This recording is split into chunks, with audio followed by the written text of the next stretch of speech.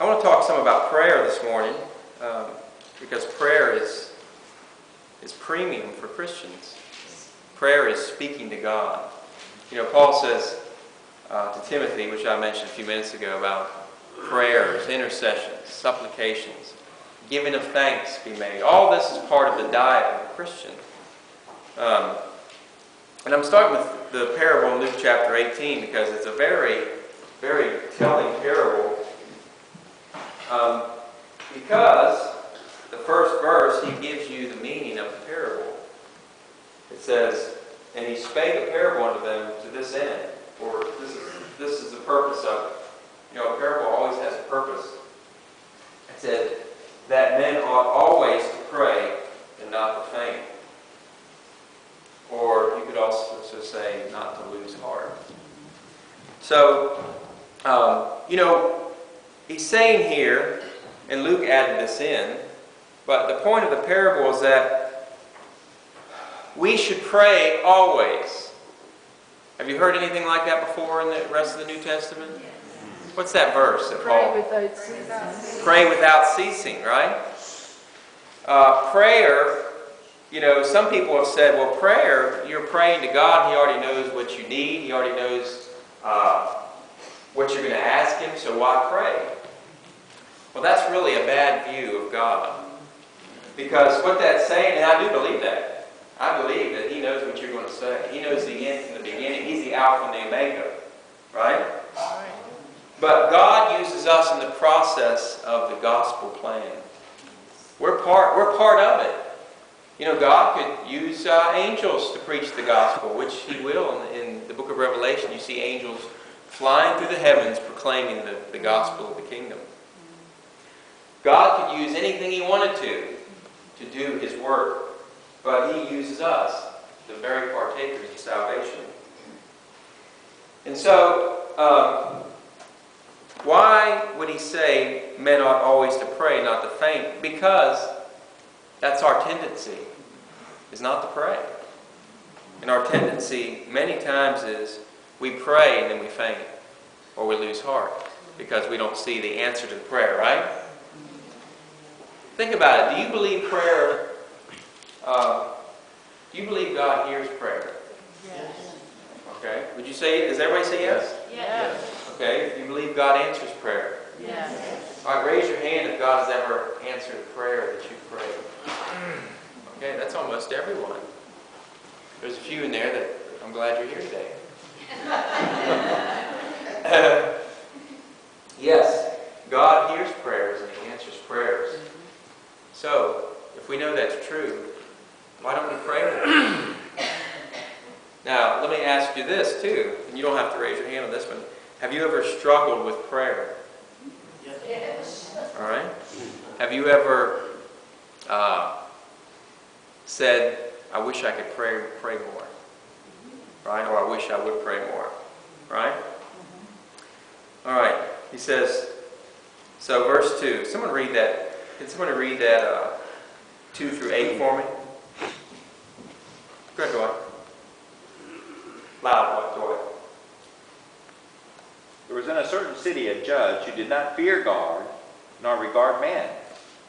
Now there was a widow in that city, and she came to him, saying, "Get justice for me from my adversary." And he would not for a while.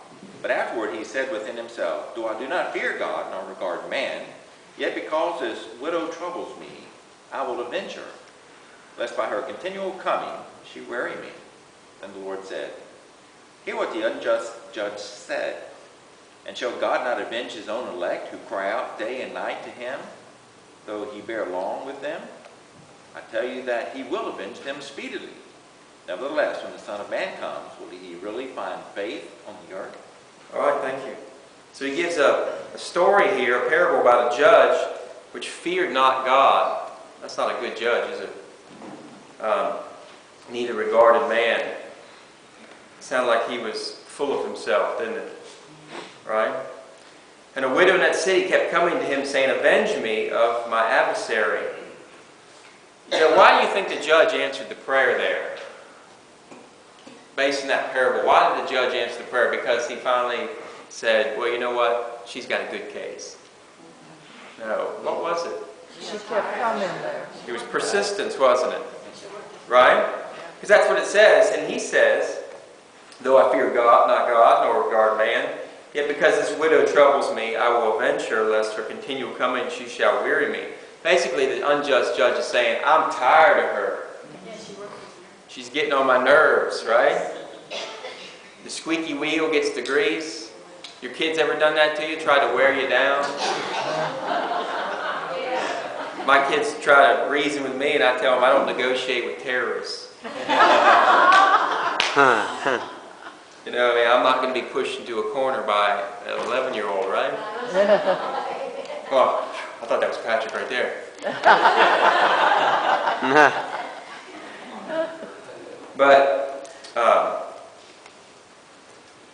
But the point is that sometimes we give in because somebody keeps coming to us.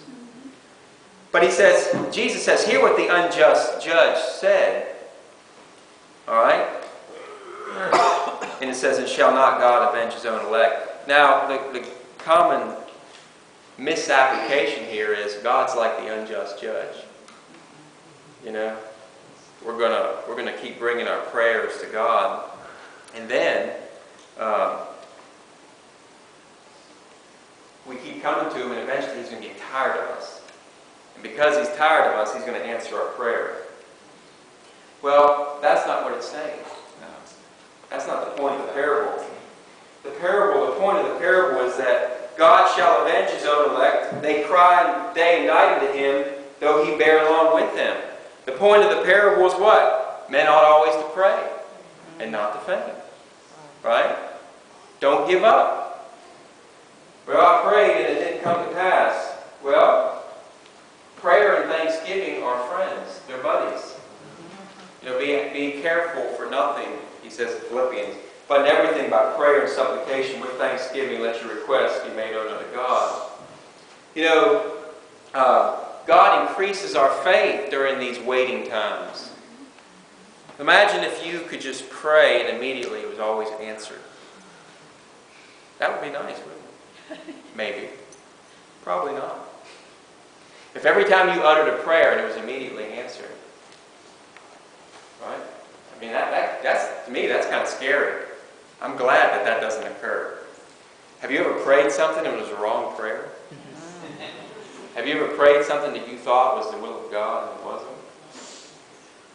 So, but Jesus says, nevertheless, he will, though he bears long with them, he will avenge them speedily. You know, many times our prayers are, Lord, help. You know, Psalm 12, that's how that prayer starts. Lord, help. Help me. He says, for the godly man ceases. David was praying there. Well, though he bears long with them, you know, when we pray, there's often there's a wait time, isn't there? Now, how unsearchable are God's ways, his judgments and his ways past finding out. You know, many times in a situation we're praying and we just want to see that person change or whatever. But God's got the bigger picture in mind, right? He sees the end from the beginning. And so, one thing that we should keep in mind is that our prayer life should continue. I've heard people say, well, I used to pray, but God never answered them. Well, that's a pretty self-centered view of things. That's saying that God failed.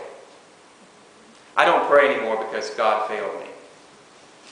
And God never fails. God's always right on time. Let's turn over to Psalm 34. We're going to look at a few scriptures and then we're going to spend some time together praying.